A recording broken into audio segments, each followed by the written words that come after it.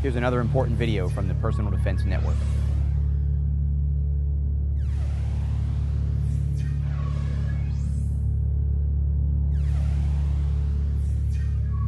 What we can do immediately to start improving our chances of survival and to significantly affect that target's ability to present a lethal threat, once we've recognized it, is to move laterally relative to that target, to move offline. Particularly if we're startled, we respond to the target, and we've got to go to a holster, we're going to have a lot of time to change our position before we can actually engage the target.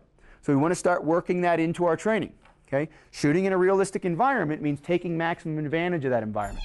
Obviously, from a presentation, whether you're in the ready or you're obviously going to be more likely to be from a holster, there's a delay between the time you recognize a threat to the time that you can respond appropriately and efficiently to get those combat accurate hits. One of the things we can do during that lag time between recognition and response is to move laterally relative to the target to make it harder for that other person with the firearm to hit us.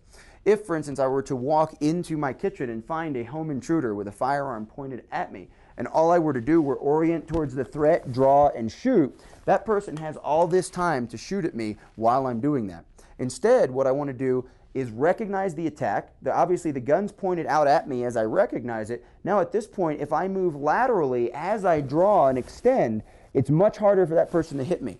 When we draw and extend towards a target and then try to track laterally, we have that momentum, and it's much harder to get on target than it is if we were to identify and extend out.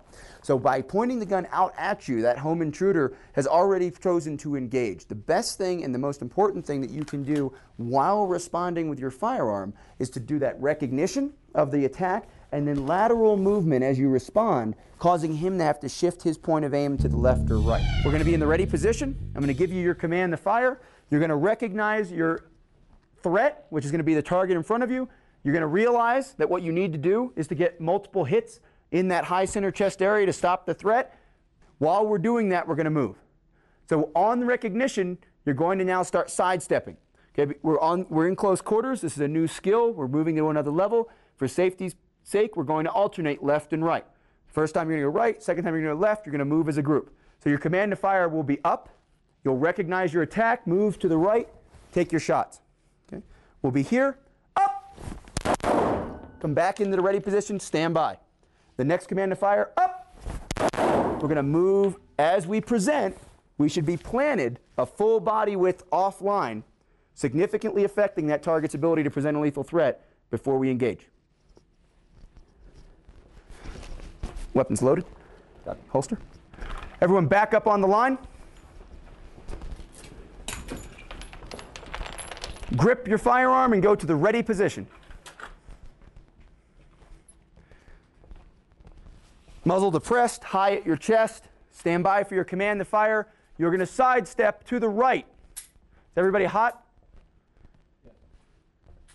Stand by.